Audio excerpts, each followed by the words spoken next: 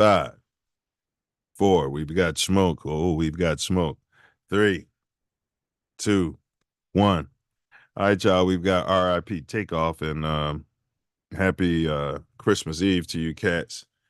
And yeah, please stand by. The show starts in less than 1 minute. Take the time to like, share, and subscribe. We really, really, really appreciate that.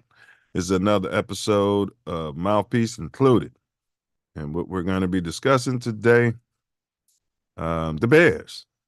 The Bears. You know, it's something we've mentioned on this show where we discuss politics, like why aren't the team members coming out in support of their quarterback?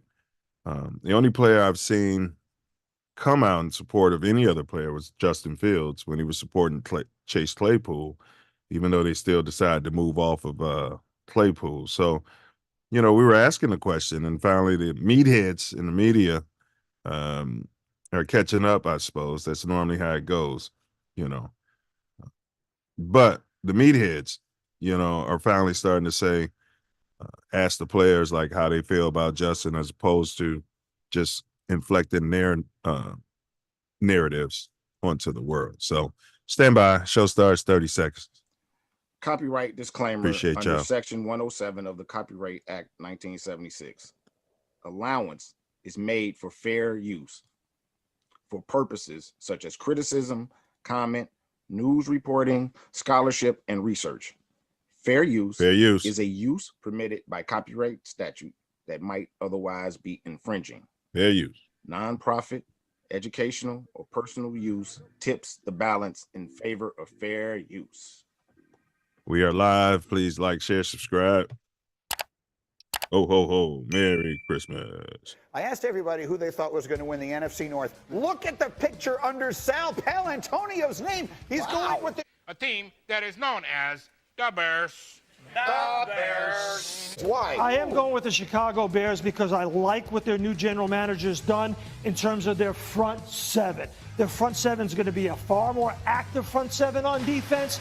I like the way Justin Fields has really developed as a dual threat quarterback who can win from the pocket. But when he is running, he's a really scary quarterback running outside the numbers. He is fearless. He is tough. And I think he is in the MVP conversation. The Bears have a good foundation in place. You know what? I want to ride with my man Sal. Cindy, change my pick. Give me the Bears. The Bears. We're going to take the North and never give it back. Who are the guys that are the best in the world and make the rest of the team look gotta go out and sign Ben Roethlisberger. Okay, I'm in my local Take the North. And this happened.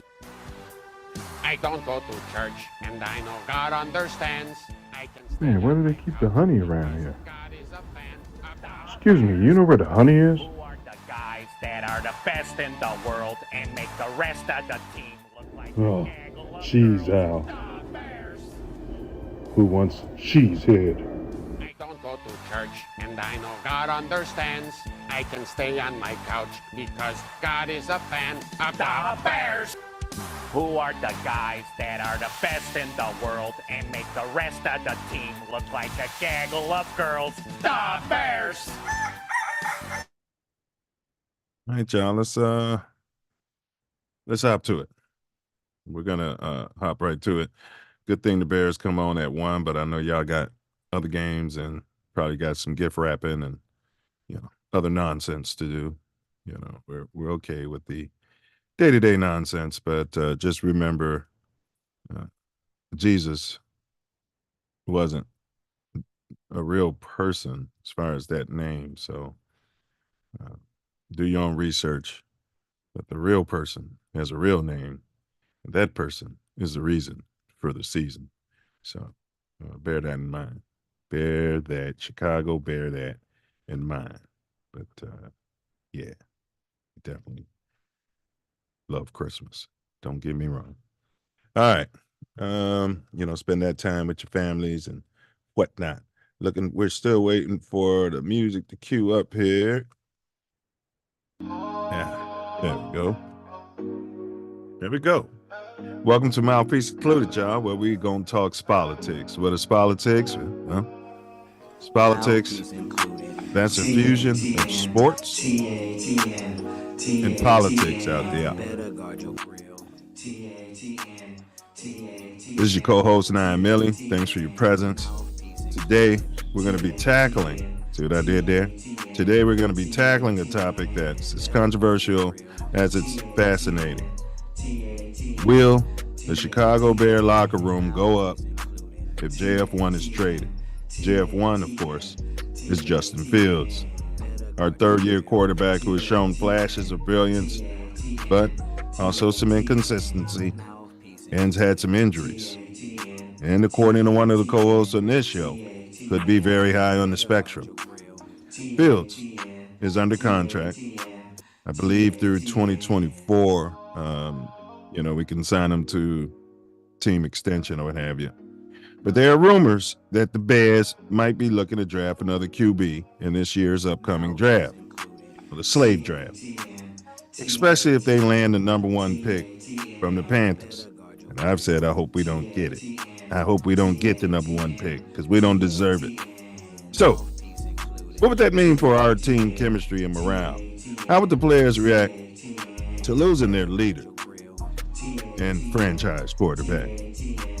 And how will JF1 handle the situation himself? We're going to explore these questions and more. Also, we'll give our takes on weekly hot topics.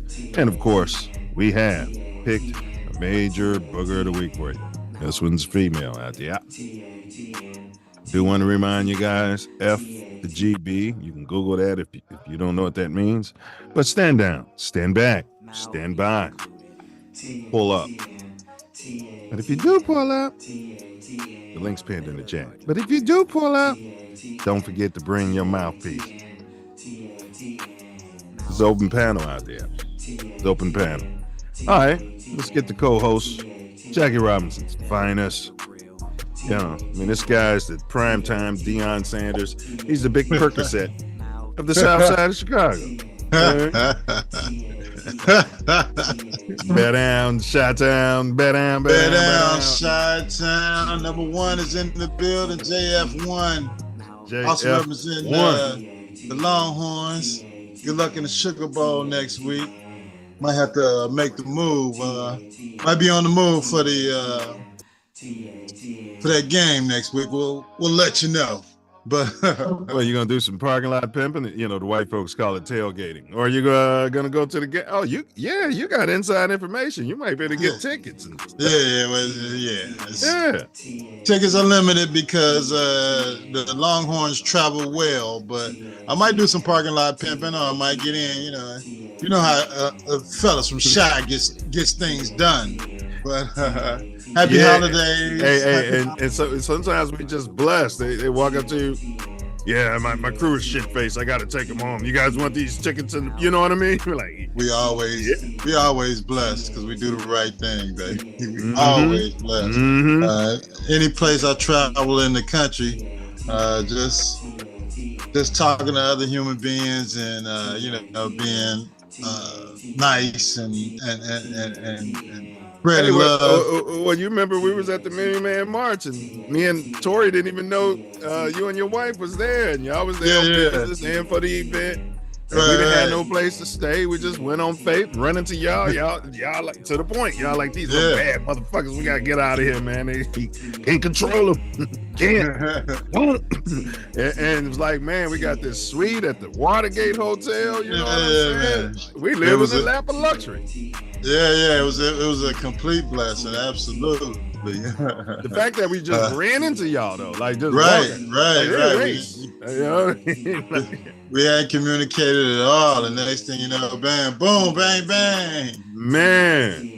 Oh my guys! We're all the way in DC, Million Man March with and you know why it happened though, bro? I'm gonna tell you how God is. Because remember, blunts was at a minimum, and me and Self had sat down, rolled up, and you know how the pack of blunts fell out of my pocket. It was like at a statue, somewhere outside the march. So we came back to get the blunts. had we not left the blunts, we never would have ran into y'all, bro. And the blunts were still there, I might say. Everything was perfect. Yeah. I'm like, wait a minute. Million Negroes down here, and these blunts are just still sitting here, you know? But that was the spirit, bro. Like, you didn't have to worry about it. It wasn't no mean bugging down there. It wasn't no nonsense. That was such a beautiful day. I mean, you know, and all the quote unquote celebrities, all black men were just walking around, just having a day. You know what, bro? And that's and you know, a lot of the quote unquote Pookies and Ray Rays that was in our community, they weren't against it, but when we came back, I could tell they were moved by it. And I'm gonna say this, bro. You know, I was hoping that all the Pookies and Ray Rays would have been there, and I'm not saying a lot of them didn't come. Like y'all brought a lot of them, but it was kind of good. Like even the ones who were there, it wasn't that mean mugging. It wasn't that give me your wallet. It wasn't that I'm gonna do Pookie and Ray Ray shit. I don't think they could have, because it was just numbers of positive black men. Yeah, it was so much love. It was unbelievable. Yes, even the local Pookie and Ray Rays were showing love, bro. Yeah. They was like, man, I'm glad y'all came. They said it was gonna be this, that, and the other. And they need the National Guard out and the military, and man, it was nothing but love. Man March, October 15, 1995. And I saw Pac. We didn't know Pac was out. Pac was running around, Hammer. Uncle Phil. I saw Uncle Phil. Like he wasn't too far away from us. I'm like, that's Uncle Phil. Yeah, I think I took a picture of him. Rest up, Uncle Phil. Yeah, rest up. Yeah. But we had to do a show on the Million Man March, bro. We got to move on. Yeah. All right. So you guys, today, y'all know the topic. Will the Bears locker room go up if JF1 is traded? We've had some statements by some major players on the team. We're not talking damn right. Yeah. We'll get into that. But Ace, baseball. The Dodgers spent another $300 million on some sort of player from some sort of shithole country. What the hell's going on? They spent $1 billion, bro. They spent more than the entire league combined.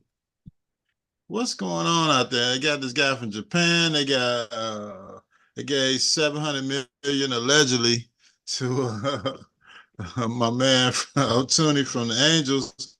I don't know what's going on, but well, they're talking about the fan base, but it's almost like they're forcing a fan base. Like, okay, in Orange County, it's a lot of Asians, right? Big ups, respect. Right. But the Dodgers, man, I mean, they've got white fans, black fans, a lot of Hispanic fans, bro. Like, I'm not saying, you know, we won't cheer for them, but yeah, that's what I'm saying. Like, y'all acting like we in Chinatown out there. Well, hey, they going out getting the best player. I think one, I saw one tweet from a writer that said, you know, it was the biggest signing since it's the biggest signing in Dodgers history. Another writer came back and let them know, like, hey, you know, Jackie Robinson got signed to the Dodgers. Yeah. So, you like, know, stop with all this.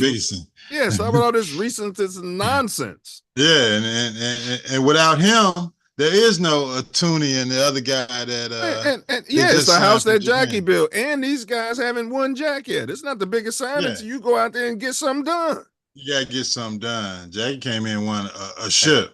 At $1 billion, Ace, they got to get multiple somethings done, in my opinion. Multiple somethings done. But you're looking at the major players of the Dodgers getting older, like the pitchers. Man, they got another pitcher. I mean, how's the league now? When Lakers was trying to make a monopoly out there in LA, was signing this player and this player, you know. But this is free agency. No, this is free agency. This would be like what they stopped the Lakers from doing is Diesel owns a baseball team, I own a baseball team, and he gives me Jackie Robinson for Flapjack Wilson. You know what I mean? I got you. Just to get rid of that salary. Right. Whatever. All right. Well, what up, Diesel? Merry Christmas to you, mister. Happy holidays, Lahayim. Yeah. Happy holidays. Hawking on your holidays. No, that baseball, it's like they don't have and I think I don't know if they call it a salary cap, but they just can keep paying a luxury tax. Yeah. And not don't think nothing of it, which I think is like totally BS, man. Yeah. Because you basically can just buy all of the players, and the other teams are stuck with, Hey, you brought up a good point. Where does the luxury tax money go? The coffers of the leagues? Because to your point, that money should be divvied up to those smaller market teams. They do. They do. They divvy up. Okay. Like, okay. It's like so they get the whatever the line clubs. is, whatever that amount is, and who's over whatever. It's like, okay, you have to pay this. This goes into a pot. All these teams. But all apparently the it doesn't paid. have the same effect like in NBA. The NBA. Yeah. And the NBA is definitely playing the strippers. That's why they're trying to stay under the luxury tax. Go ahead. Let me say, yeah, go ahead though. But let me say this. I'm not making this up. I was talking shit on the show, like the prices are gonna go up. I've been talking to Dodgers fans, and there's an article. Yeah, the Dodger dogs went up, and the ticket prices are already up, man. One of the fans was like, man, I forgot the amount he said, but it sounded like NFL pricing. But go ahead. $1 billion. Come on, shit. That's some good. Yeah, the Atlanta owner showed that you don't got to charge all that money. He will not raise the prices. The Falcons. He won't raise the. Matter of fact, I think they got the cheapest as far as refreshments and stuff at the game. All of that stuff is like cheap, but and the food is like good. So it's just because he knows who his fan base is. You know, the black people. Yeah, we'll come in. We'll smuggle in all our refreshments if you're going to have nonsense pricing. We'll smuggle it in. They can't do that in no NFL game. You can't smuggle in your food. You can't smuggle in the beverages. Well, you can smuggle in. You can, man. But you know, it's in your water bottle and all that. But I know what you're saying after not 9/11, but after covert, they started checking in everybody's bum as you're walking in.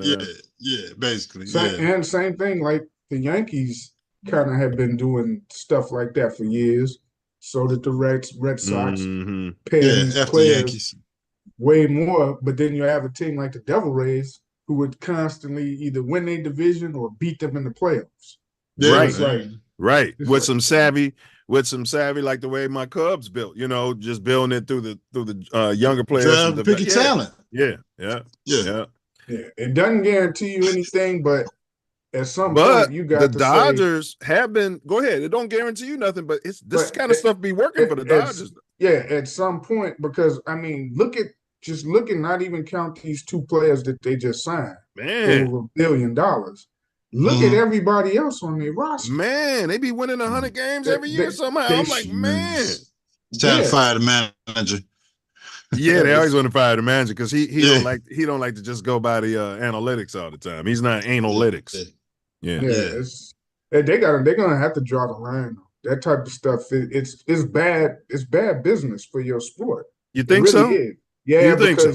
He's just coming from the guy who went to team. Chicago Simeon and the guy who was in Chicago Leo in the 80s, 90s, and had all the talent. You guys really sat there and said it's bad for they wanted to be coached in a system by a good dude, not because they were getting paid a bunch of money. Right, go to a good school and learn. Be a Leo brother for the rest of their life. I mean, come on now. You know how many people Coach Hambrick actually held back their stardom and skill set because of his system? Man, he did, please. but if I was Ray Pookie and I was playing there at Simeon, Hambrick would attach me to a player so that we're now both in college. With big up Urban Small. You know what I mean? He'll attach me and be like, if you want Ace, you're gonna take Anthony Pookie over there. You know what I mean? Well, what does he do? He doesn't do much of shit, but you're gonna get him a college degree. He's solid, and he's solid. They're gonna have to draw the line. Like I said, I don't think it's good for that sport because a lot of those teams, the other team. I mean, even when the Yankees and stuff were doing it, you were still hearing complaints from a lot of the other teams in the league. Yes. Like, hey man, it's still just don't not like the fair. Yankees. Yeah, it's just not fair what they're doing. So Hey, we got Big Wheezy in there, and Wheezy, you're ahead of the topic. We're not there yet. Appreciate you being here, though, bro. Pull up. He said he needs to leave to better his career. Talking about JF1, but you guys, we'll comment on that when we get there. Yeah, but I mean, what's wrong with the Cubs and Sox like not doing that? Like, how come my Cubs couldn't have just spent $1 billion like that and brought in both of those Asians? There's an Asian community, Cub fans in the city of Chicago. Yeah, they don't want to win like that. They want to sell beer. They want you to go to the hotel in the neighborhood. They want you to local buy bars. Mm-hmm. Yeah. They don't give a damn about winning championships like that. So they were more like my high school. You know what I mean? Yeah. We got a stadium and a gym. You guys show up and support. That's basically it. But to go out and spend $1 billion to try and win a championship, the Cubs have absolutely no interest in anything like that. They're just looking at the bottom line, and the bottom line is fine for them right now. And the White Sox could have used $1 billion and tore down that shithole stadium they put up in the city, which is a complete eyesore when I'm just trying to slide down the E-way and check my 6D. So, you know what I mean? It's a complete eyesore. I don't know I like the sale. I like it. I like this guy likes it. You know, I've always liked it since they did it. It looks like Soldiers Field. You know, they I don't know what's wrong with the city of Chicago. They like to get this metal and make everything look like a spaceship landed. If you've been there, it's a better park than Wrigley Field, hands down. It's a better park. It's definitely better than Comiskey. I can agree with that. Pissing in the horse troughs. Yeah, in the horse troughs. Puking and pissing at the same time, and then going to get more. Wrigley is not a great park. It's just got that longevity. The history, but the best part of Wrigley is probably the bleachers. That's about it. But the rest of the park, it doesn't compare to how that how the sale is, man. The sale is nice. I haven't been out there since they remodeled Cubs Park. Yeah, some of the remodelings but I think like the bleachers, the inside of it is not too much. The seats, I believe, are still kind of the same as they always had. Okay. It's the outside of that park where they added little stuff to it and things like that make it supposedly better. But hey, Kobe White has been balling. I saw his numbers. I'm like, oh, damn. Yeah. You know what I mean? And so the Bulls got a serious question. Nobody wants High Yellow Lebedres, who we've been low on. I mean, big ups to him and his family. You know, we believe he's some sort of black man. You know, he could be a ginger and High Yellow. Allegedly, he's gotta support him. Yeah, we don't mixed, know. Religion. Yeah, we don't know. But my point is, nobody wants him. We're obviously a much better team without him. I mean, seriously. Obviously, yeah. You know, he's all those possessions he was getting now going to Kobe White. Mm-hmm. You know, should we cut him? Should we cut Levine? We can't cut him. What do you mean we can't cut him? What do you mean he's got a $200 million contract? You pay him all that money and he ain't on your roster? Well, what are you gonna do? Throw 15 to 20, you trade him. Nobody wants him. Somebody got him. Nobody wants him. That's what I'm going to tell y'all. Ooh. They got him off the floor so he can get healthy and be fresh before the trade deadline. Maybe the Lakers might nibble on him because the Lakers be trying to offer nothing to get players. They don't want to give you anything. So no, you're not trading them to the Lakers. We'll take nothing. This guy. No, because what they'll do is you're going to have to pay part of his salary. That's right. Because he makes so much. The Bulls will. So we're not going to do that. Of course, I want him out of town by any means necessary. No, we're not just giving them away. Yeah, we need to get rid of them near desperation time when teams got a hurt player and they need a scorer or somebody that they think that can help them get to the playoffs, whatever. Then we can get rid of them. But this guy's a malcontent. He's complaining about all the hubbub. He's become Chase Claypool out there. He doesn't play any defense. I mean, I don't know. I don't know how it's good for the team. I'm talking about we're doing a show on morale. Huh? He's an older version of Jordan Poole. That's what Zach LaVine. High yellow, soft. No, he ain't any soft. He's just an older version of him. The game is simple. It's simple. They gave him an ovation. They gave Jordan Poole an ovation. Because they miss him now. Yeah. Jalen Rose. He got that offense that they had for him. Yeah. You say Jalen Rose? Yeah, he's a very. I'm going back in Bulls history when the team sucked. Yeah, and you had a player just running around out there shooting and padding his stats and working for his and they counting on him to win games, and this guy had no interest in winning. He just hey, I'm making a shit ton of money, and whatever happens by the end of the game. See, Kobe White, he went. You go back a couple of years ago, the stuff I was saying about him, he went and put in work to improve on his game. You want to get rid of him?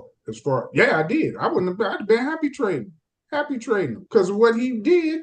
That he deserved to be traded if you was gonna make a trade at that time. You got to develop players. You got to develop. No, he developed. He went and worked on his own. Well, he went and but worked that's on part. his dribbling. But that's part. Like, listen, if you're a professional athlete, even if you amateur athlete, you're not working in the off season, you're a jackass.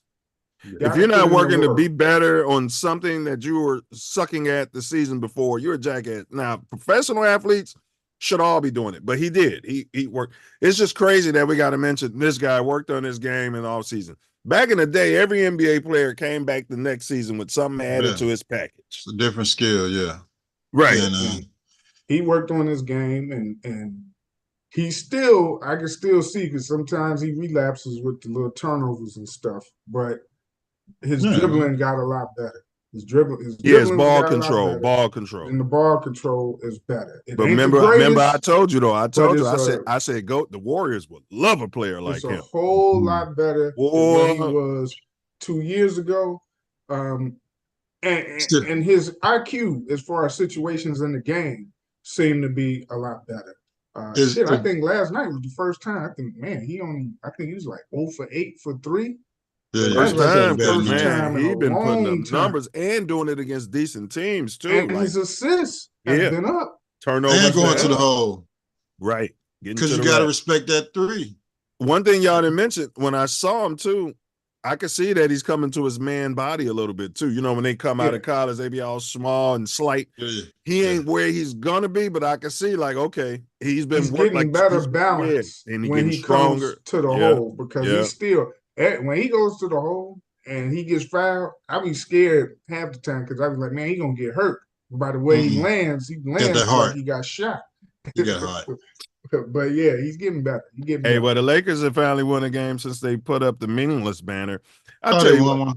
Yeah, they finally won one. LeBron came back off bed rest and put up a 40 piece. How the hell can you put a banner up for a damn mid-season tournament? You know what I think they should have done, because they call it a cup. The league should have just created one banner, and the team that wins it, now it's hoisted in your stadium. And then, and then the next year we take it down and we put it up in that team. I think, and then you add, who's won it every year. But Bulls, when we win one, please don't put up a banner. Don't put that crap up in the banner in the house that Michael built. I think he just spit on TikTok on the Bulls for putting up a damn mid-season. But Ace, the point I'm making is they celebrated. Remember you was talking about the champagne? They put up a banner, and them motherfuckers went lost 7 straight games after that. I think they were smoking cigars. They thought the season was over. The Pacers too. It was over. The Pacers too. Yeah. Losing They still losing. I'm like, damn, they almost at like 500. Yeah. They played those extra meaningless cup games, and now they could use meaningless minutes in the meaningless cup. They could use somebody like Zach because they don't really have no veterans on their team other than they all can use them, but we overpaid them, and that's what I was saying. When you try to move a guy like this, here's why teams don't want him. It's not like they don't want him because he can't play. They don't want him because he's overpaid. He's making too much damn money. Yeah. And God bless him and his agent for negotiating the deal with the Bulls. But the Bulls, whoever is going to have to pay part of it. There wasn't any negotiations. The Bulls said, "Here's a blank check. Write any number you guys want on there." Oh my gosh, and speaking of the Bulls games, I saw the highlights of Wembanyama playing the Bulls, and he didn't score to the damn third quarter. What the hell is going on in San Antonio? Big I mean, the Paris. guy's 7'5". Well, you know, you do hit that rookie wall, and I think he's hitting it. They got these guys playing G League, you know, all the way through. Nah, he ain't hitting no rookie wall. Them dudes on that team are guns. If you ever watched them, and they've been showing them a lot because they got him on their They will not give him the ball. That's a man, shame. they some guns, man. I mean, That's the a offense shame. don't even go through him. That's but a I blame shame. Pop. I blame Of Pop. course. You supposed to say no. When we come down, if that ball don't But touch his hand Pac's probably in the giving him post rookie or on the treatment. wing, You remember coming Pac? out the game. But That's you how remember you Pac do them. was doing that to the guy from Paris.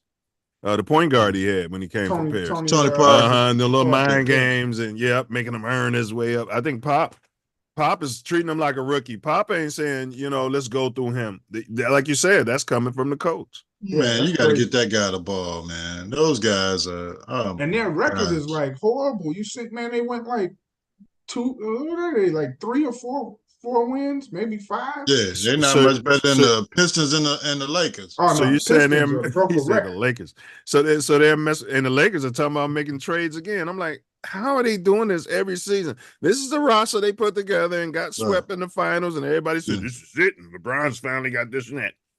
And every season they got to, make big trades at the trade deadline and give That's up. That's what LeBron says. Yeah, we need to get some more players. Detroit, I think they just broke the NBA record for consecutive losses. Oh, man, I saw that. 27 or 28, man. Good God. 28. I think it was at 28. Now Detroit should, take a Levine off our hands. You're damn right. We'll take some of that young talent y'all got. Yeah. You can have this he'll help him max with player. At least break a losing streak. I know that. Oh yeah.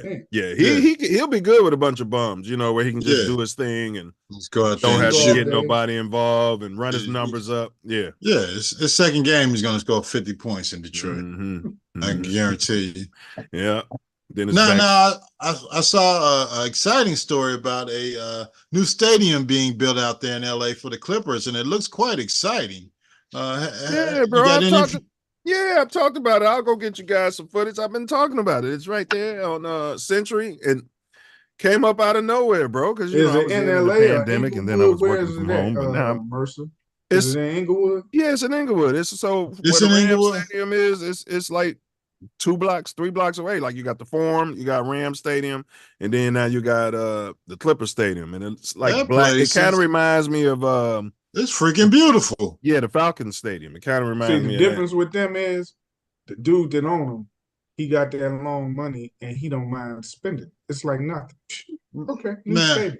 Bears in the clip. Nah, we don't get that family is like that. That's their main income. Well, and they're smart. They know that this real estate is going up all around here. And when you have your own stadium, that's why the Bears want to get their own stadium. Your team value go up, because you got a stadium attached to it as part of your ownership package. Man, that place is freaking beautiful. They got a 360-degree big screen that goes around the stadium. Yeah, it's gonna cause a lot of car accidents. But it's like in Vegas where they got that digital thing. Yeah, it's the Sphere. Nice. Yeah, the Sphere. Yeah, the Sphere. Yeah. Oh wow. It don't look that big though, but it don't have to be, I guess. Yeah. But I mean the design of what I saw is the tech. They got a lot of tech in it. It's absolutely amazing. Well, you know, he's a Microsoft guy, isn't he? Yeah. Bomber. Just like the Ram Stadium, man, is just aesthetically beautiful. Like in Chicago, we don't have to have the biggest, but Chicago's known for its architecture. So if and when we do build something, and if it's in the city, build something that's aesthetically beautiful. Don't build a shithole thing like the cell, which this guy loves so much. Don't do that. You know what I'm saying, Diesel? People shouldn't have to say, oh, I don't like it, and other people say I like it. Nobody's going past Ram Stadium and saying, you know what, I don't like this. No one. It's the Clippers new stadium is kind of built like the Rams Stadium because they got seating, a little area underground for the people that are in the front row, the uber rich. Yeah, man, it's Yeah, keep you away from the celebrities. Like they don't want Pookie sitting next to the billionaires just because Pookie got off in some extra packs over the holidays and he was able to afford the ticket. It's like the Lakers play, but you got like a little club. You can go down there and chill during the game, and you can watch the game and then walk up to your seats. Man, and it's nice. That's a ticket I could probably afford. The NFL is a little different, but for the Clippers, and they're starting to win. But all right, quarterback of the week, you guys. We're talking about week 15. Me personally, I selected, and someone Ace has been selecting a lot, whose name, you look at his numbers, are like Brock Purdy, and Purdy is somehow the front runner in MVP voting. Absolutely. Tua Tagovailoa's got the same numbers as Purdy, just about. And he won versus the Jets. He won 21-24, 1 TD, had 0 picks, and they won 30-0. And the Jets have a good defense. I'm going with Tua Tagovailoa as my MVP front runner and as quarterback of week 15. Did you guys have a quarterback of the week? Yeah, I think I'm going with Lamar. I like, Lamar. He's gonna. They won't give him any consideration for MVP, but Purdy and McCaffrey and Kittle and Lamar's whole team is hurt. And even though Debo's doing all the damn work, but they give all the consideration to Purdy, but Lamar Action Jackson, that's my man. Hey, and Lamar's entire team has been hurt, and all he does is win. Same thing like we're going to talk about Tomlin shortly. Tomlin's got a better winning percentage than this guy at Denver, that's coaching Denver now. That was at New Orleans. Right. But I'd love to, but Diesel, what's your take on it? But I'd love to pair Tomlin with Action Jackson. I think they would be a nice pairing as coach and player because all they do is win. For sure. I don't know, because Tomlin, he's not. If you looked at Pittsburgh's offense, he's not white. If you looked at his the offense that he runs since he's been there, it's really not traditional like Pittsburgh, like you would think. It's really not. He's more pass happy than anything. Well, I mean, he ain't the offensive coordinator, but the coordinators he hired, they mostly Chuck Noll threw the ball around when he had Stallworth and Swan. I mean, they ran and threw. Yeah, but their pass was based off of the run. But they were known for throwing the deep ball, and but it was all built off of the run game. And the Steelers have been known as a running team like the Bears for years. Tomlin is different, so I don't know if him and Lamar would work per se. Depending, who knows? But you got to give. I mean, you guys. I know y'all mentioned Purdy's been, man. He been, other than that little lull he had for a couple of games, he be throwing dimes. You got to get that. Not taking anything away. All I'm saying is when you pair Tua's numbers versus Purdy, Purdy is front runner and MVP. Purdy's been better. If you watch the games, he can't be quarterback of the week. Yeah, no, I ain't talking about that. I'm just coming. I'm telling the general public how you guys keep making it an emphasis to say, but they want to give it to Purdy. That's the first time we brought up Purdy on this show. Like, we don't diss Purdy. The only reason I brought it up, let you know, even a national pundit even said this, that if you pair Tua's numbers, and that's what Tua was beefing about when he said, I'm just garbage. And basically Tua was saying what you said, Ace, I'm not white. You know what I mean? That's basically what he said. Look, and he got maligned. I picked Tua as the pre-season MVP. You guys didn't. Right. No. But listen, we're not arguing. I'm just saying, bro, that Tua, his numbers, when you pair him against Purdy, and it's Purdy. When it's Tua, he's got this guy around him. He's got this guy around him. He's got this guy around him. And Purdy's got this guy around him, and he's got this guy on his offense, and he's got a better defense. I'm not taking nothing away from Purdy. All I'm saying is if Purdy is the front runner, Tua should be too if you look at the numbers. But go ahead, bro. That's all I was trying to say. So they both in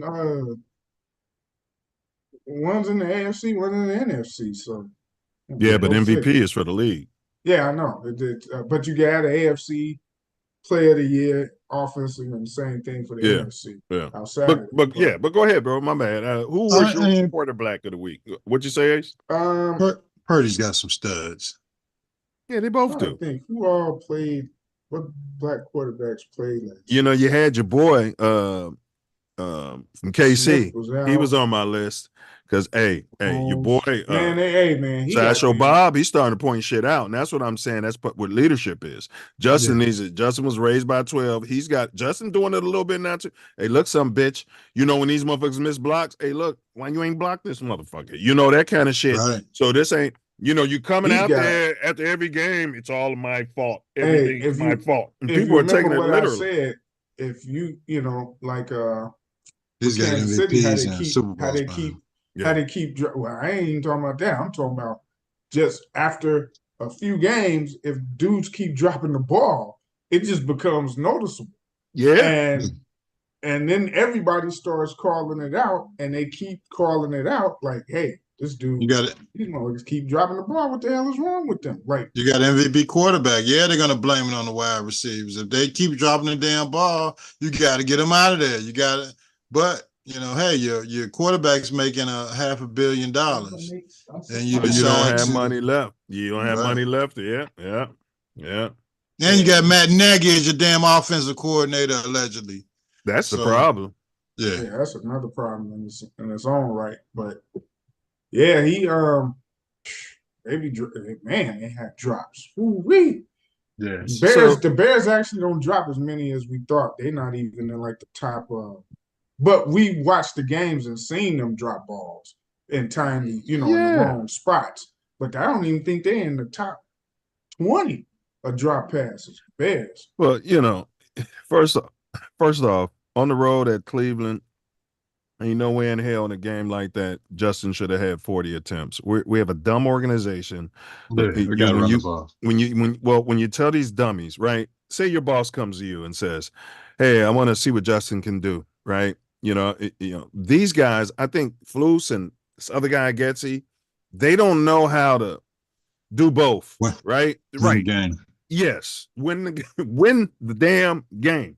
Yeah, and I can come back to the GM and say, I know you wanted to see him throw the ball all around against the best defense who has shut down every quarterback, no matter who they were this season in their home stadium.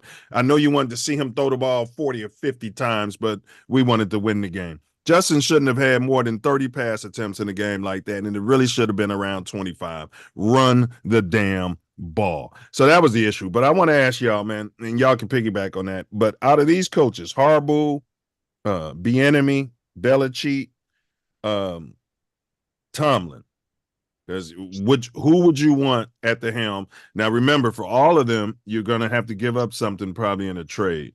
But if you could have any of them, or Flus, if you're in charge, the whole situation, and it probably varies for Diesel because he's moving off fields probably, but who would you have if you could have that? You guys are the GM.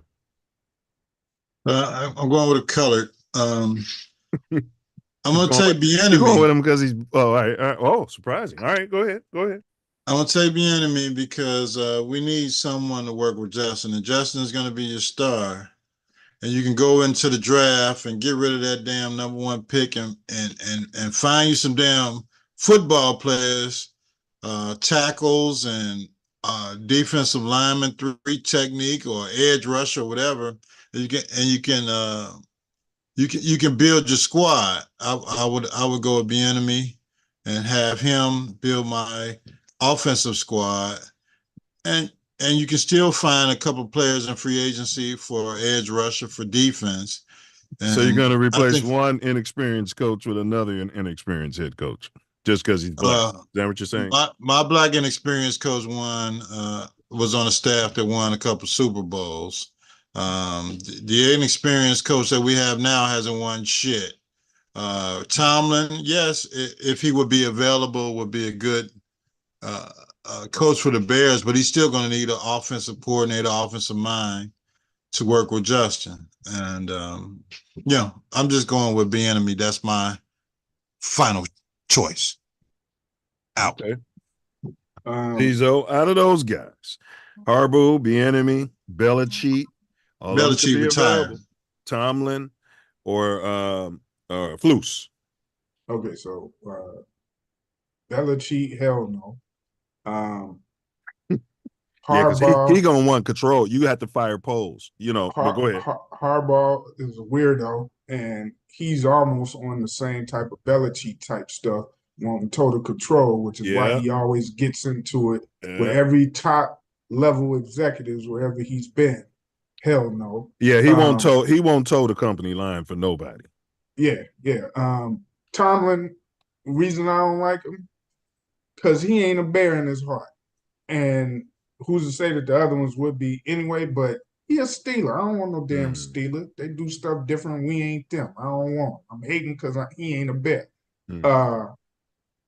I'll take Bieniemy because he don't have no ties really as far as coaching to a specific team. And the reason I take him is because whoever that they draft, if they trade Fields, he can come in as a new and he can help guide that quarterback into what they need. They already got pieces set, man. They got one tackle. They probably need to get another one. You guys have swayed me. Go ahead, bro. Go ahead. Y'all have swayed me. The D line is good, except they're gonna need one tackle in the middle. Or if you get a great edge rusher opposite of Sweat, it's on. It's absolutely on. You're gonna the two rookie corners you got are good. If you keep Jalen, if you keep him with them corners, your D is good. The D is good. It's the offense. So I would take the enemy and whoever that they would draft at quarterback, he can help mold them from the beginning, right? I think his style wouldn't mix with Fields. He speaks about himself in the third person, though. That's the only thing. It's hard to do. Let him speak on himself in the third person as long as he can. When that championship come in the first person or the playoff appearances consecutive, win the division. That's what I want to see. A coach that can win a division consistently for us. Getting to the playoffs ain't that hard. No, I feel you. Come into these divisional games with a game pack. You guys have swayed me. I say this because I'm a defensive guy, and I do. But you remember, Dicker was an offensive guy, so I do get it. You do need. I think your head coach. I'm coming around, even though Belichick was a defensive guy, but I'm coming around. Yeah, I could see Bieniemy being an offensive guy because you're gonna fire Getsy anyway. Like, let's just get him out of there. You have your quarterback, whether it's Fields or whoever it is, with somebody who I trust. But then now you would need a defensive coordinator, which I guess you can find because that does mean you're going to need a defensive coordinator. Yeah, you get some kind of color as a defensive coordinator, which there's plenty of them available because the other coaches don't hire them and get out there. You can bring Leslie Frazier back into Chicago and run the 46. Bro, it would be unprecedented. You're talking black head coach, black GM, black president. We'd have to win the Super Bowl. I mean, everything would be on the Pookie and Ray Ray's back. I'd tell them all. It's all on you. Man, listen, all I want is a coach that can win us division titles consistently. A Super Bowl will come out of it. But you got to win your division on a consistent basis. So we talking, if it's 10 years, if you win the division like 7 times, you're going to get at least a Super Bowl out of it. At least a Super Bowl. You should. Making those type of playoffs. H. Moultrie said, start by beating the Packers. He's a Packer fan. Division titles. FGB, first of all. And this is going to be one of the toughest divisions in the NFL for the next probably 5 years, along with the NFC East. So because all that young talent that's been coming playoffs. in. Yeah. You're gonna get it done. So of course my mantra is next year the last Super Bowl was in New Orleans. Super Bowl next year is in New Orleans. Bear down. All right. Well, I'm going to agree with you guys. So thoughts on Bears versus Cleveland? I already, gave y'all my thoughts. I think we passed the ball way too much against the team that's the best against the pass.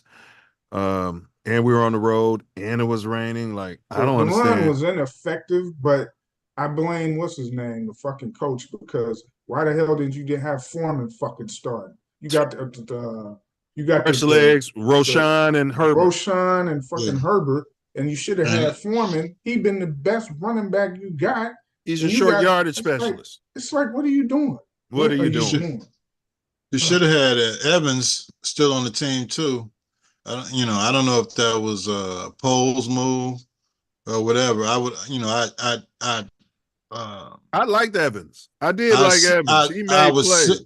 I would sit the fullback down that you only use 3 or 4 times a damn game, and have the 4 running backs ready to go out there and play against damn Cleveland in a game that you got to win, and you got to run the damn ball. And we need a white fullback. I'm sorry. I hate to put it on colored lines. We need a white fullback. I'd cut that guy. I need somebody tough out there. You know what I mean? Hell is you? Gritty. They can't keep getting all them turnovers and getting field goals. You got to get touchdowns. You got to get touchdowns.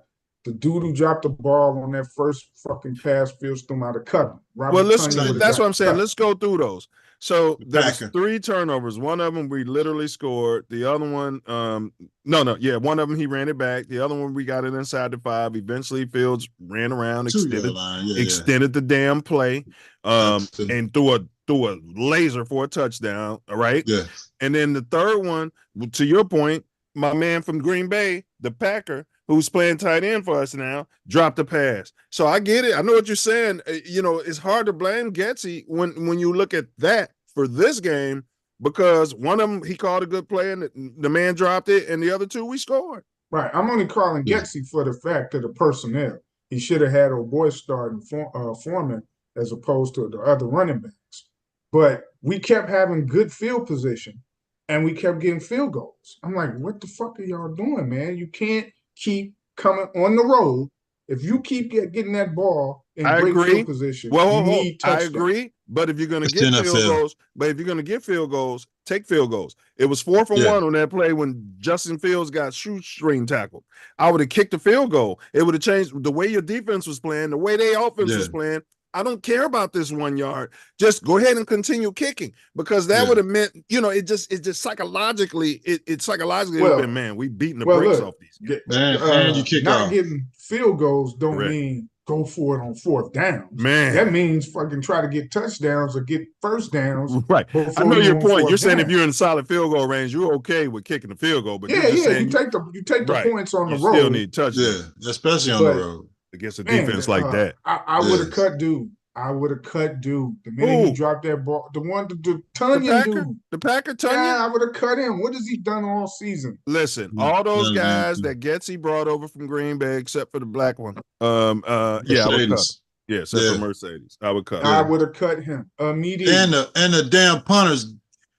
There's no way they didn't have a punter at Hallis Hall on Monday.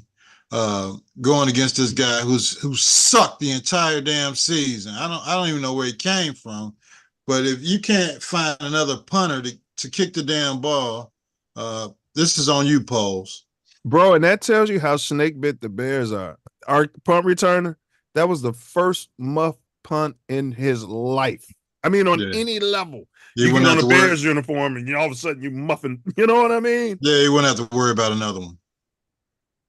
No, you can't cut him. I said cut him, but but if you are going to drop him, I might as well get Velus Jones back there. You're damn right. We got 3 games left in the season. We'll see what Velus can do, and then I'll cut him at the end of the season if we can't catch the damn ball. And quite frankly, the combination of their play calling and untimely drops and shit, things of that nature, it makes it harder to evaluate Fields. Anyone. Mainly Fields. It makes it even harder. I hear you. How can you truly evaluate him? Same thing with offensive coordinator. All of the stuff going on. Yes. You're like, man, I can't. Do you got a solid read on this dude? Man. Oh, man, I really can't. Man. This X factor and that X factor. Man. And you're like, Bro, man.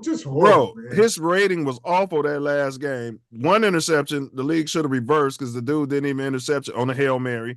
The second interception on the Hail Mary, this jackass Mooney take the ball. Yeah, and so you look at his numbers, you're like, oh, this is horrible. 166 yards, 2 interceptions. And he's had a lot of games like that in his career where I told you that motherfucker. He ain't a 2. He ain't a 1 or 2. You did. Yeah, he's I said he wasn't. Yeah, you did. You did. And remember, what do I always be saying about Fields? I was like, man, I want to see him throw with a little touch sometimes. He doesn't have to put so much on all Zip it in there. Yeah. He throws that perfect deep ball with some touch, and the motherfucker drops it. And then you try, and then it messes up you when you're trying to evaluate. Hit him in both damn hands. Perfect. I mean, he was gone clear, touchdown, 6, everything. Yeah. And what does he do? He trips over himself. Nobody hit him. Nobody touched him. It's like, man, come on. Just makes the whole job harder. And it's like every week we get right back to square one. Like, man, I don't know. Tori said F the Packers. Big up Wordsmith. Now, I want to say this. Last week, me and Ace predicted the Bears win, and Diesel rode with the Pack. I mean, not the Pack, the Browns. So that brought I'm 8-6 this season on my Bears predictions. Big Perk Ace, the homer, he's 6-8, and Diesel, you're 9-4-1 because you're a non-committal last week. There's no more non-committals. If you don't select the team, it'll be L's. Otherwise, I know one thing. If you guys took like the first half in most of the games and took the Bears in the first half, you'd be undefeated because they be playing in the first half. And then in the second half, they forget everything they ever thought about. Bro, we shattered the NFL record being up like 14 points with 1 quarter left, like 3 times in the season, bro. Like, and if Mooney catches that damn ball, I think I get my score 24 to whatever I said, 24 24-7. Yeah. And if Mooney catches that ball, all would have been forgiven, man. He'd have been a bear for life. He would have been a bear for life, man. The guy dropped it right. I mean, he's got the jugs machine in his damn house. That's what he said. Allegedly. Oh, you're not buying it. I mean, on the ground and he hit him right there in his crotch. He's right there. Literally fell right in his lap, bro. I mean, what else are you thinking to do when it's a Hail Mary, you're in the end zone and the ball hits you in the damn hands, except for clutching the ball and scoring the touchdown? What else are you thinking? Bro, I was like, oh my God. But I'm gonna say this, man.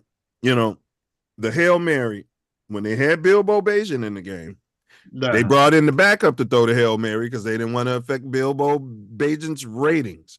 They didn't want to affect his ratings. They didn't think he could make the throw that far. But they come out and say he's got an arm like Brent Favre. So I don't know. Allegedly. Right. So you're right. But had they come out and say, well, I don't think he can throw this far, I'd be okay with it. But that's not what they said. So they probably don't say that because then you going forward, your teams would be like, "Oh, he can't throw a deep ball." Oh, they see popcorn arm. They know a jellyfish arm when he's got it. But it's weird that he's got a jellyfish arm when his dad is literally the greatest arm wrestler in the history of arm wrestling. Yeah. You know what I mean? He's got popcorn. According to his brother Wordsmith, he's a popcorn arm. He said he can make all the throws. All right, but let's do our prediction today, man. You got the Chicago Cardinals, as coach has been calling them. Hey, your boy's been looking good. Ray with the clause in his contract where he can't play PS5 all day. I don't give a damn. Yeah, he's looking good, bro. Yeah, I was almost going to the game today too. Tickets are cheap. No, my sister husband he got some tickets, but then my nephew he came from out of town and surprised him. So he said, I said, take him, man. Right. So that's his son. Yeah. So you got bumped. Yeah, he got bumped by the son. Yeah, I don't mind. I don't mind. He been in Arizona pilot school. So it was all set up, Ace. I mean, you didn't know the kid was coming home for Christmas. Is that what you're saying? You know what I mean? Hell no, not you. Hell no, he can't come. So stay his ass at home, man. I'm going.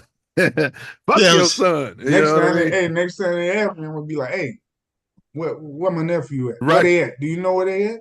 Now you did the right thing, man. You come on, that's hey, it ain't too late. I'm looking on Ticketmaster, $30 for the 300 level. I don't know where they're sitting, but you can go see. I ain't want to ask. I ain't want to get in. I was like, man, forget it. Just hey, but I think the Bears are a favorite. I'm gonna look at it. Y'all go ahead though. Give me. They should be against fucking Kyler Murray and the Cardinals. They are what we thought the Cardinals were, but I predict 28-20 Bears. Okay, well, so before you go, Diesel, the betting line: Bears versus Cardinals. The Bears are -4, so we're a 4-point spread, and the over/under is 43 points. And what'd you say your score was, Ace? 28-20. I guess so Ace is going with the over. All right, and you got the Bears covering. All right, Diesel. Bears. Where's this game at? Chicago, because y'all was talking about Chi-town, baby. All right. I'm gonna say, how many points did Cleveland score last week? What they score? 20? 20? 20? Was 2017? What's the weather like, y'all? Y'all got the weather report. Perfect, man. It's actually warm. I'm outside barbecuing with shorts on. I'm gonna throw turkey on the grill for the families on Christmas Eve. What? Man. Yeah, nice. Nice. Man, I'm gonna say the score gonna be 31-20, 31-23. And I'm gonna say the Bears. You got Diesel picking the Bears. Yeah. No, you got Diesel picking Christmas the Bears. Eve. Merry Christmas. The Cardinals don't have no defense. Yeah, and they don't have a white quarterback either. He's not processing. Yeah. Yeah, he's athletic. Playing video games. Yeah. He was at Kyler Murray, he been balling, but the rest of their team is He's at the Marriott playing PS5. Yeah, PS5. Well, I JW Marriott. I just with that offense, the Bears, they just so many offsides or pre-snap problems. Just the damn coaching. Just say it. Yeah. So I'm gonna say Bears 24, Cardinals 17. So I guess I got the under 24 plus 17. Hey man, games starting on. I'm out, fellas. Yeah. About to watch these games. They starting right now. Go ahead, bro. Go ahead, man. Bear down. All right, so we got his pick on deck. Kimberly A. Martin, Ace, Booger of the Week. All right. She went in when your boy, the quarterback for MVP, Cam Newton. Named some game managers. I mean, all he was is former MVP and Heisman Trophy winner and national. Yeah, rookie of the year. Played in the Super Bowl. Yeah, as a rookie, shattered all types of records. Yeah. So that's what he said. He listed some game managers, and I thought he was pretty eloquent. She comes out, first of all, we're going to ignore what he was wearing, right? Yeah. Well, she's a. Basically said he was wearing a coon. He's a fashionista, I guess. I don't give a damn. And then discredited his career, bro. Yeah. Just pretty much discredited his career and was like saying, basically, what gives him the right to comment? What gives you the right to comment on any of this shit? Right. Who are you? Right. Where'd you lace him up at? You play basketball, HBCU, I think. Yeah. Well, the internet got on her ass. And again, people, not that it matters, but it turns out, just like the other ones, those people who look like us and they're in those places and they're talking about all these political things when it fits the narrative. She's married to a white man. Yeah. Allegedly. This is allegedly. She is. Not that, but it's just weird. Malika Andrews, her, it's a couple more, they talk all this shit about the brothers. Had this vitriol against our color and flavor and swag. Yeah. This man's got his own business, so he has these flashy hats. You know what I mean? He's from Atlanta. It's like a New Orleans type of swag. That's his swag, right? That's his drip. Because your husband doesn't have that in him. Whose fault is that? Yeah, that was your choice. And you can't discredit a MVP, a person that's played in a Super Bowl. Potential Hall of Famer, yeah. Potential Hall of Famer. Yeah. And you can't discredit him based on your knowledge of football as a former basketball player. And no, we don't listen to Cam Newton take on football or quarterbacks or the quarterback position based on what the hell he's wearing. So and she sits around other players. Dan Orlowski, who comment and chime in and call people game managers. Never played on that level. Yeah, but go ahead. But he looks more like her husband, so she can respect, his opinion, I'm sure. But, the panel of former players she has none of them have the accolades of a Cam Newton. None of them. And for them to sit there and listen to what she's saying about correct, bro. A member of their fraternity, bro. Go ahead. absolutely ridiculous. Bro, So, that's how I felt. They sat there and giggled and snickered and let it happen. Yep. I was like, yep. Now there was one person, Manute. He wasn't on the panel, but he went in on her, but it was on his podcast. All right. Ryan Clark. Ryan Clark. Yeah. He was very upset and went in on her, man. Yeah. I checked that out, but and it was well deserved, and it was to the point. Like, where do you get the right to discredit a man with these accolades that played the position at a very high level? To clown him. If Joe Montana had said the same thing, she would not have been like, first of all, let's start with what he was wearing. Nah, there's no way she would have said that. And yeah, so I we all know the narrative of the network. So if the narrative of the network told you to come out with that, shame on you and shame on them. And she's definitely the booger of the week. Booger of the week. Because I tell you what, if he would have slapped back and start flows shaming her, they would have been all on his ass. So there's no reason to recognize her. All right, well, let's jump on the topic real quick, bro, and then we can watch all this great sports. Will the Chicago Bear locker room go up if JF1 is traded?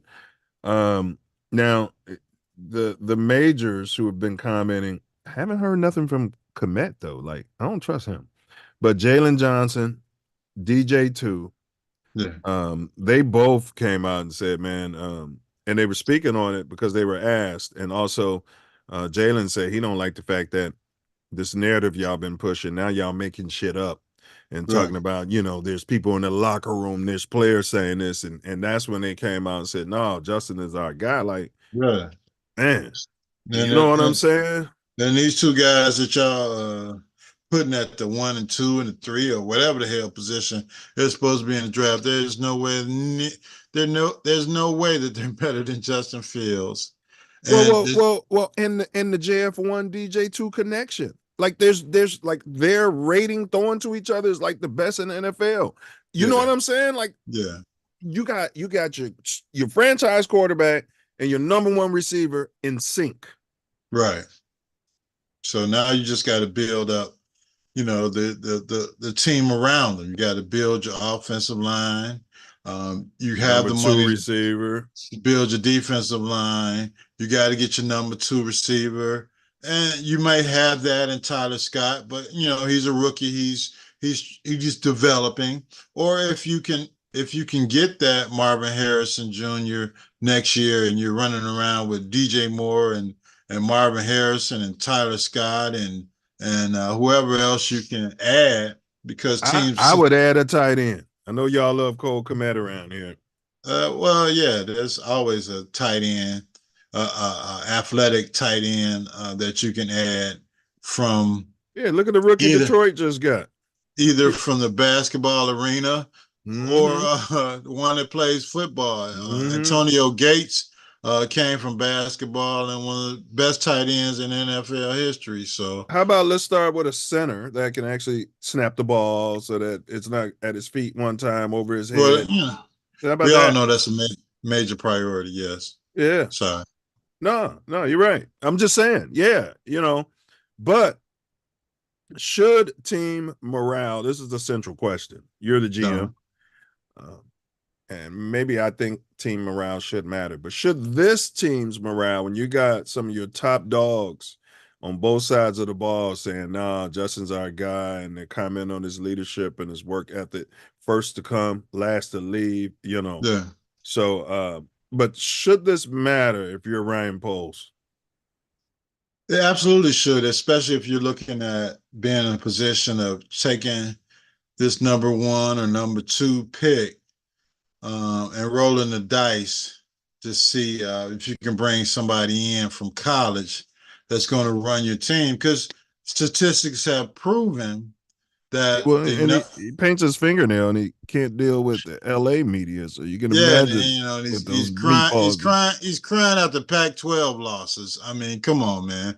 This is the NFL. This is the NFC Central. and he's going to get banged. Either one of those bums. Future. It's the North, formerly known as the Central. Man, damn it, it's still the Central. Whatever the hell they want to call it. It's behind. I can't even say it's behind the damn East. Narrative. Oh, go ahead.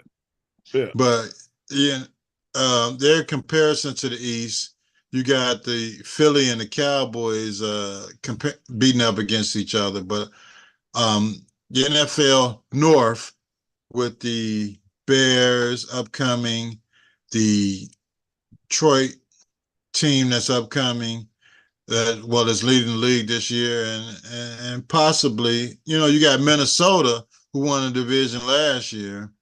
I think why wasn't I hearing when Danny Dimes dropped Dead Gorgeous, signed $50 million? Why wasn't I hearing like the because I looked at their career numbers, why wasn't I hearing that the Lions, the Giants should reset their clock, his clock, and get a new quarterback? Because they didn't have the number one pick, maybe because it wasn't a generational quarterback. Why wasn't I hearing this? They didn't want to make the trade for the quote unquote generational quarterback. They had the Saquon Barkley that we're still looking at next year in free agency if he's available. And I'd love to have that's why Purdy's so good. He's got a running back behind him. Go ahead. He's got a stud behind him. And he's got a stud out at wide receiver in Debo that as long as he's healthy, there's no way you can stop this guy. And a stud tight end. He said, CMC said that Kittle is the best tight end, blocking tight end he's ever seen. Now he's played a lot of football. Mm-hmm. You know what I'm saying? I've never heard anybody's one of our running backs say this about Kmet.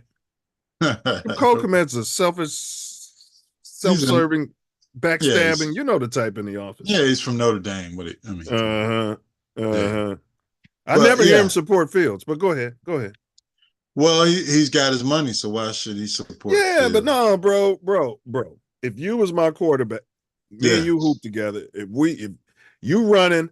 And man, and I know I missed the block, and this dude hit you and you fumbled, I'm gonna be out ahead of that. Like, man, I gotta block that dude. That's not on him. That's on me. Just like Justin saying, that's on me. I gotta hold the ball. No, that's not on him. That's on me. There was a guy over there that I missed the block. I didn't even try to block him. You know what I mean? Like, and I never hear that from Cole.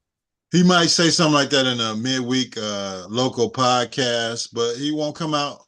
And he'll say, in the press, and he'll say it to support Bayesian. But go ahead. He won't do it in a national presser. So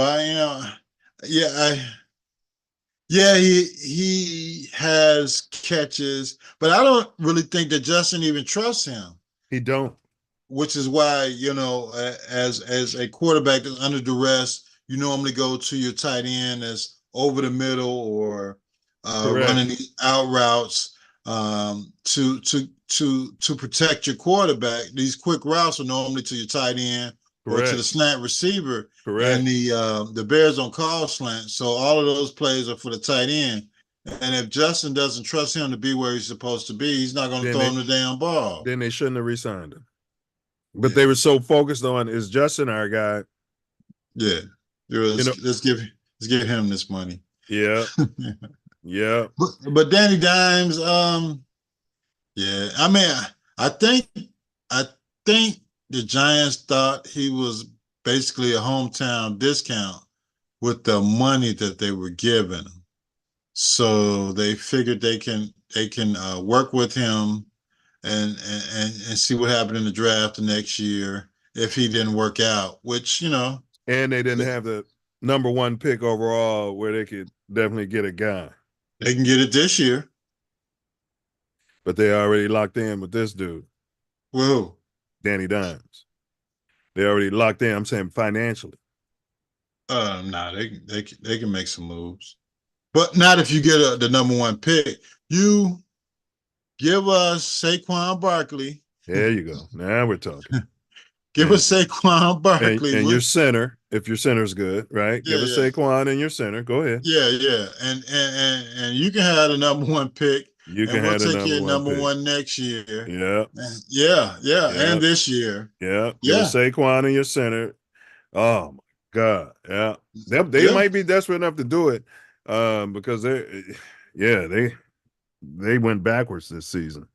Well, they think they got the guy from Illinois, that won a couple games for him, but he's good. He's a Bayesian type. Team morale, I think, Ace, should matter. And anybody who's played and been in a locker room, I mean, it should matter. And I don't know if in the exit meetings they're going to talk to players, but I guarantee you there's some players, I hate to say it, but I think Mooney, Komet, they feel like their numbers, I think they feel like their numbers would be better if they play with another quarterback. But you see, Fields' game ain't affecting DJ Moore's numbers.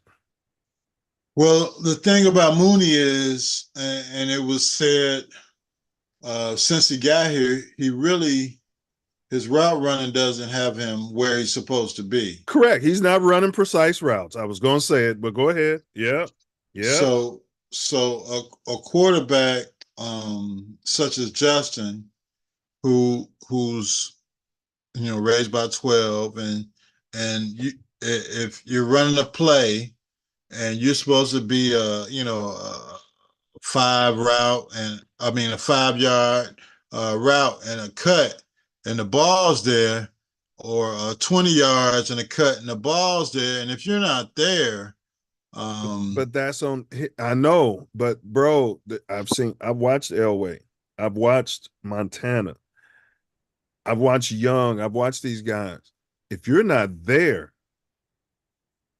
Justin need to be on their ass, bro. That's part of leadership. Yeah. You know what I'm saying? Because it encourages them where they're not in, well, yeah, we just got kind of, lackadaisical and stop running our routes the right way. No, you ain't doing that shit with Tom Brady. He over there on the sideline, you're looking at tape, what I'm saying? You're not playing. He's talking to the coach like, I don't know who this guy is and why y'all so high on him, but if he's not going to be where I need my pass to go, he can't play. Man, and that's on Justin, everybody's buddy. You know what I mean? And he supports everybody from Claypool to Mooney. But at some point, publicly. But I'm saying, bro, during those games, if they're not where they're supposed to be, you don't have to be a jerk about it. And I'm not saying he's not telling them, but he needs to be telling them right away. And I don't think he is, man. Yeah. Even when N-Word was the coach, Justin said they never ran, they never worked on the scramble drill in practice. And Mooney was part of that. If you got a mobile fucking quarterback and you're never working on scramble drill, but go ahead. If you're not working on that and your offensive line isn't good, what are you doing? You're just running these 20-yard or 30-yard vertical routes. I don't understand, which was one reason he had to go. But here's the thing. Receivers have been running scramble drill all through high school and college. Like, it should be common sense what you do. I mean, if you're out deep and you start scrambling, you cut back in. If you're short and you start scrambling, you go out. I know this just from playing on the hallowed grass at when you made your race school. You know what I mean? Right. This isn't rocket science. Right. It's football. So, and you guys are playing allegedly on the highest level. So if quarterback pump fakes at you, Ace, you move, right? There we go.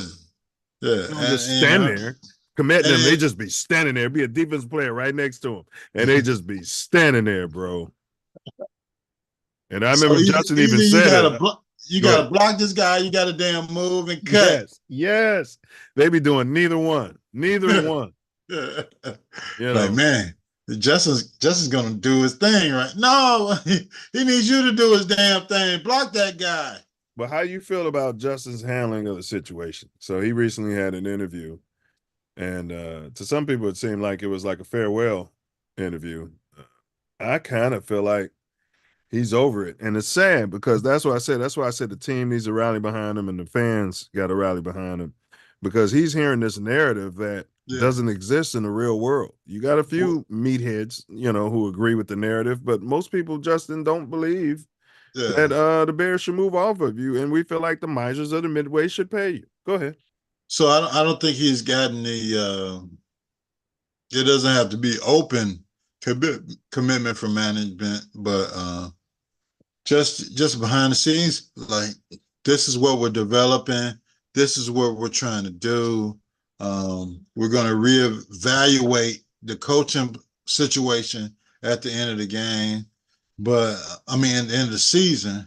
But we believe in you, like you said you did at the beginning of the year, and we're looking to improve the team, which we said when we came in as. Bro, I never heard a head coach say anything like that. I finally heard him.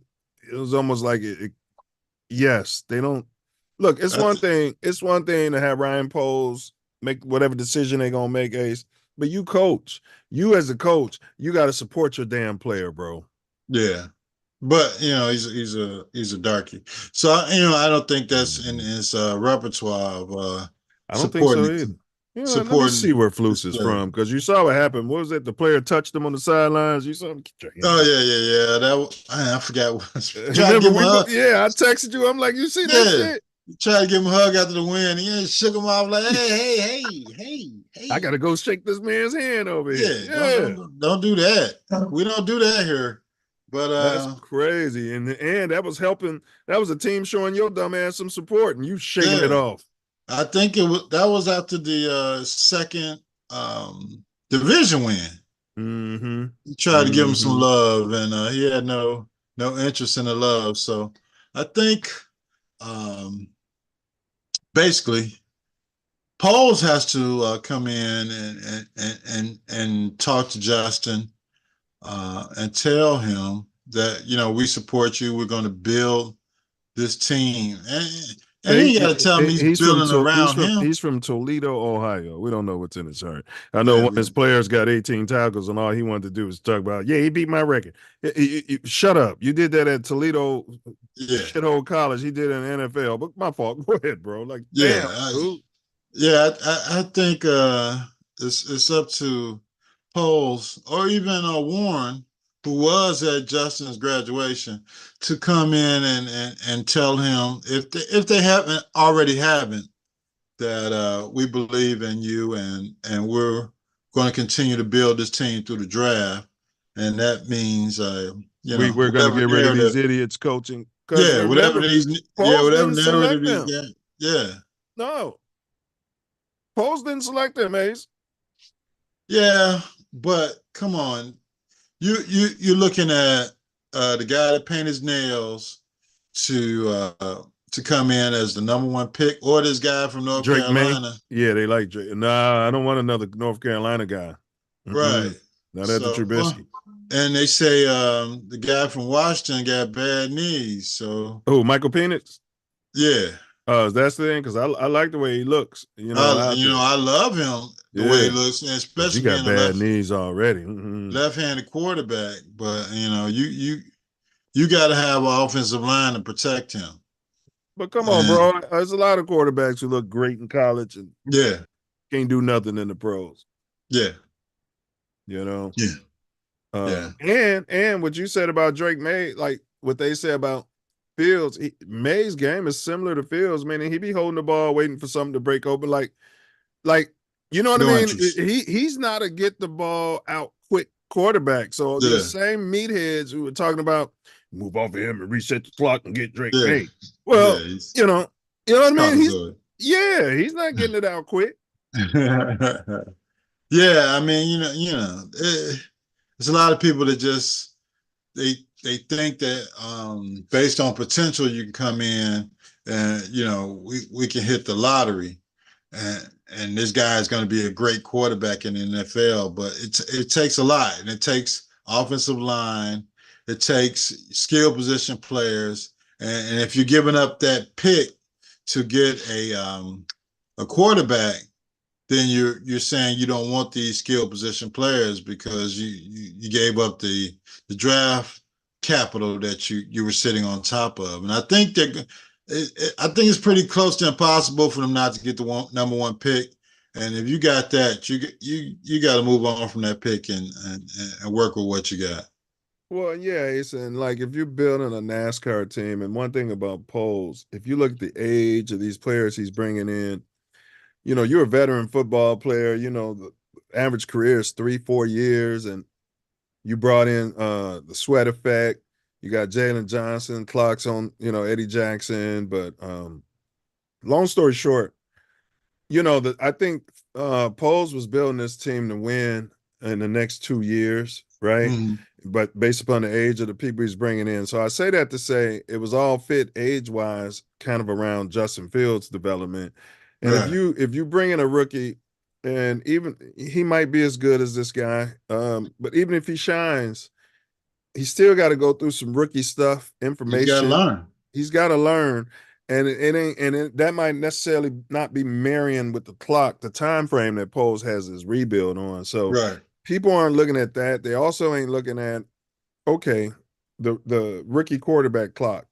Well, that could be said for anything. Like, we need to win while all these guys are on their rookie contracts. So you got all these rookie cornerbacks and all these players under contract, on linebacker, all these young players.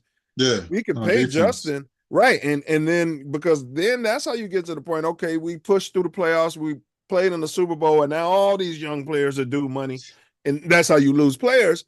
Right. But you don't lose your quarterback. Yeah. Right. You got your franchise quarterback. Then you got to work as a general manager, and you got to work as culture at that point. As a president to to bring in different players through the draft or free agency, whatever you got to do. But for your core is basically guys between 23 and 26 years old. And if you can win a Super Bowl with those players, start winning divisions with those players, and getting to the playoffs every year, every other year, and re-signing those players, and then, like you said, sprinkling in some young talent around them. Because you got some young studs on defense, and Jalen Johnson and Brisker and Gordon, even the kid Stevenson, Smith, the kid they just got out of damn. Did you hear Flus? Minnesota. They asked that motherfucker about that dumbass play call. That dog supposed to be intercepted. Like, you motherfucking coaches, man, y'all. Yeah, you know what I mean? But he's, it took the defensive guy to say it's a young player. The defensive guy, the guy who's consulting, he came out and said, that's on me. I got to coach him up. You know what I mean? Right. And right. So he said in the middle of the week, like, I got to show him that, once that play is called and he see this receiver come toward him, that he got to know the ball is coming toward him, and he's got to be ready to intercept that. But I can't expect that on a first-year player. And why doesn't in a game we need to win to make sure we can still keep having a chance to make it to the damn playoffs? Why don't Flus know this, man? Like, man, because he's not a head coach; he's a coordinator. He is, bro. I heard him talking too. He was sounding just like a coordinator. He was like, he was talking about the offensive side of the ball. I'm like, bro, you in charge of that. Don't you realize you're in charge of the offensive side of the ball too? Everything, you fucking monkey. Yeah, he's a coordinator, and that's fine that he's a coordinator, and that's probably what he's going to excel in his next opportunity. And none of their salaries were announced, so the Bears went cheap with them. None of this is from Poles to Flus. So when people be like, fire Flus and fire everybody, man, they working for pennies. Yeah. Just like they did when Lovey first got to Chicago. They couldn't get him an offensive damn coordinator because he wasn't making enough damn money. Can't pay him more than your head coach, right? Yeah, come on, man. Yeah. It's a billion, several $billion franchise. Let's get it done. But go ahead with your final words, bro. Yeah, I definitely believe that with the jettison of a talent such as Justin Fields, without giving him the tools to work with, would be a definite detriment to the locker room of the Chicago Bears. If you're counting on your defense carrying you to the, winning the division in the playoffs with the rookie quarterback, you're going to lose part of your team. You're going to have players that's going to be looking to leave. After their contracts are up, you got guys that are on your defense that are playing for cheap money, and you got to take advantage of that. If Justin needs to get his 5th-year deal verified by the team and maybe a franchise for the next year, if he's willing to go that route, do that. But he don't have no choice if we franchise tag him. You know what I mean? Right. But we still got the 5th-year option for next year, and then you got the franchise for the following year. This is absolute nonsense that you will waste a first-round pick on an experimental or project quarterback, hoping that they will come in and be a generational talent like you're looking for there to be. Just on the premise of it being embarrassment that you passed on Stroud, but Bryce Young was the #1 pick. Stroud was #2. So no, hey, it's all a crapshoot. So the crapshoot is we want to get the best pick that we can get next year. Maybe make a trade like we did this year, which was phenomenal in getting DJ Moore, and maybe you can pull a deal with the Giants and they want a #1 quarterback. Now, and you can get a Saquon Barkley and pay him, and then you can go out in free agency and get your edge rusher. You can go through the draft and get your center and get your another tackle. Maybe that's the route you want to go as opposed to getting rid of your quarterback who's developing over the past few years. Get you a coaching staff that knows exactly what they're doing, how to win NFL games. Well, I prefer Bieniemy, but there's other coaching prospects that are available out there, and build your team up. So coming in, you said you wanted to take the North and never give it back. You wanted to build this franchise through the draft, which you have the opportunity to do. So, that's my take on it. Getting rid of Justin Fields would be a major mistake for the Bears. You still have the opportunity to build this team. And if you want to get a quarterback, Jalen Hurts was a 2nd-round pick. Tom Brady was a 5th-round pick. I mean, quarterbacks will always be available, but I think Justin is the quarterback for the Chicago Bears, and that's the route they need to go. They need to trade this pick to get whatever draft capital that's available to us. We're still in the top 10 with our pick, as well as Carolina's pick, which I believe is going to be the #1 pick. So bear down. There's no way I'm getting rid of JF1, QB1 for anybody that's in this draft this year. People can make their comments. You meatballs can say, well, he hasn't done this and he hasn't done that, but he has progressed every year as a NFL quarterback. And the Bears, Ryan Poles, Mr. Warren, you have a stud at quarterback. One of the fastest quarterbacks in the NFL. He's a hard worker, and you know what you have in him. To go out and get rid of him for the unknown for some money. Because you got an idiot offensive coordinator and an idiot head coach. Yeah, no way. Go in there and get the guys that can run this franchise, that can know and have the ability to win games, which is what the Bears need, and put them out there and get rid of the guys you got. If you want to make your head coach the defensive coordinator, I'm fine with that. But you got to get rid of your offensive coordinator. You got to bring in other talent. You did a great thing. You just signed your kicker to a 4-year contract because he's a stud. You go out there and get rid of this damn punter. You got to tweak this team. It's 2 years into the rebuild. Now let's go into year 3 and work something out. And you still looking good in the draft in year 4. So that's my final take. Let's roll with what we got. Let's keep building the Bears franchise. Let's keep getting football players in there. Keep getting talent in there, and then you'll see what JF1 can do. That's my final word. Yeah, and the only thing I'll add to that, bro, is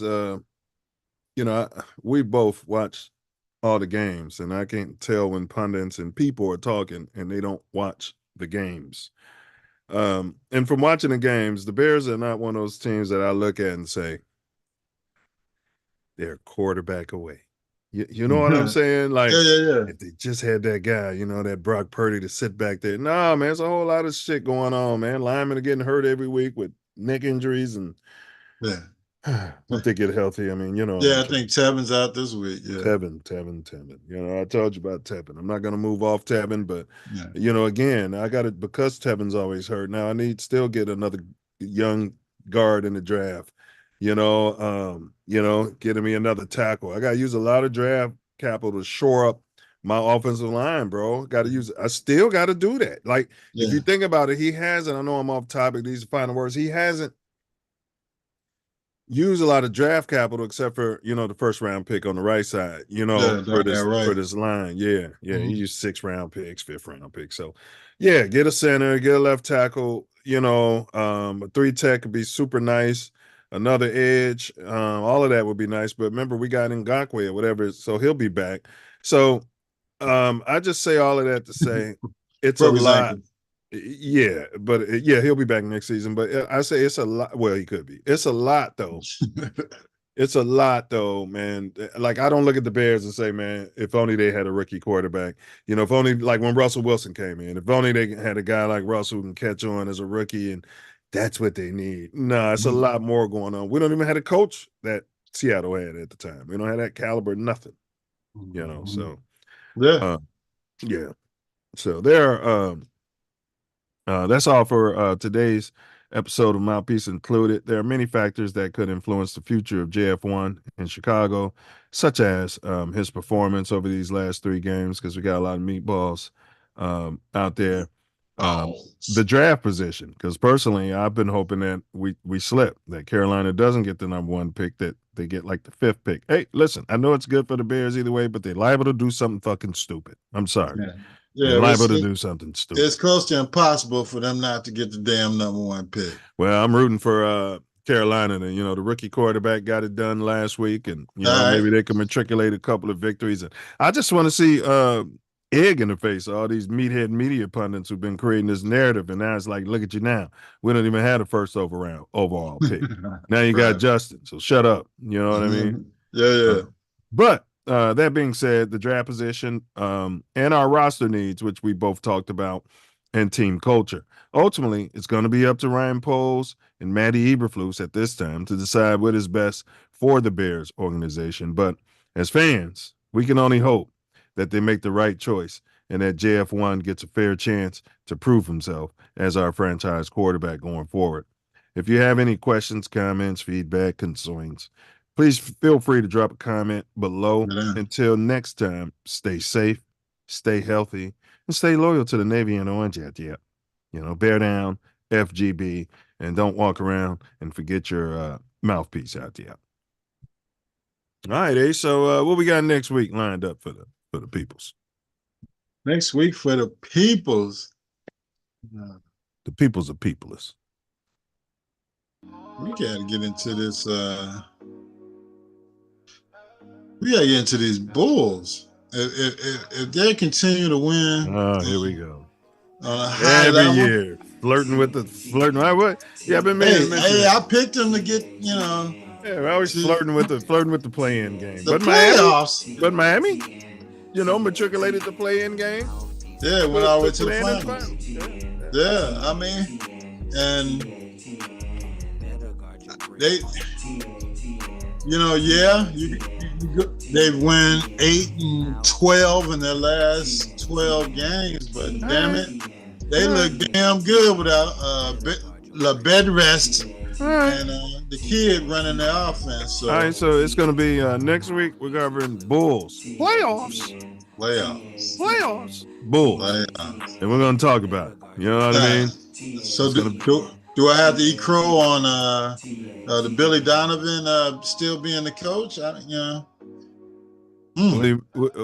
Yeah, maybe. I don't know. A broke clock is right once every 4 seasons. You know what I'm saying? I got you. I mean, shit. But we'll see, because you also look at it like, well, yeah. I mean, it takes this dude being hurt And Donovan. Yeah. They're seeing Kobe White ball like this in practice, bro. Yeah, They've been it's gotta saying be it for 2 seen. years. Yeah, exactly. But yeah, and then go ahead, bro. And we got the Drummond coming off the damn bench. I mean, he's dominating with this soft ass NBA, just throwing the ball in front of the damn rim. What you talking about, Willis Tower, Drummond? What you talking about, Willis Tower, Mr. Drummond? What you talking about? Yeah, it's a lot of intricacies in the emergence of the Bulls again. Is it on management or is it on the coaching or is it just on the players? Management, damn it, and the players. Some of them have fizzled out. Like, damn, you know what I mean? Yeah, I don't know. It's got to be management, bro. They tell them y'all don't practice. This is a hustle. Don't y'all know this is a hustle? We're gonna sell jerseys. Y'all sit on y'all ass, smoke cigarettes. Hot dogs and beer, baby. Yeah.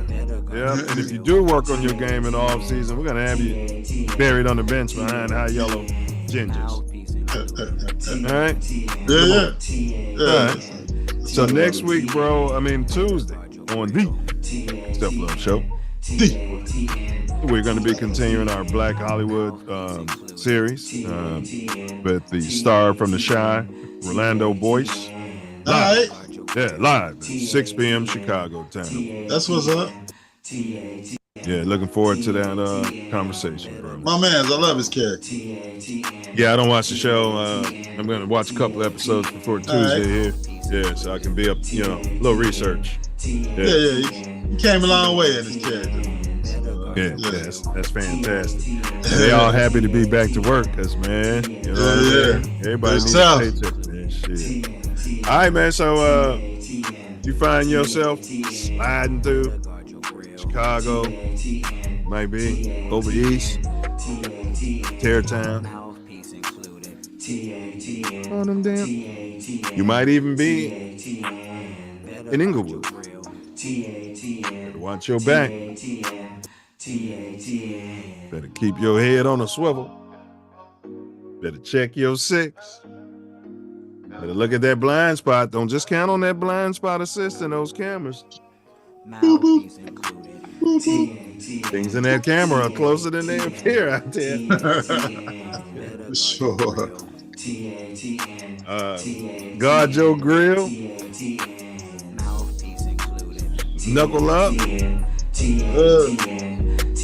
Tear down. Don't forget it, baby. Mouthpiece included. And don't forget it. And don't forget to bring your mouthpiece. For sure. Mouthpiece included. Merry Christmas. Merry Christmas.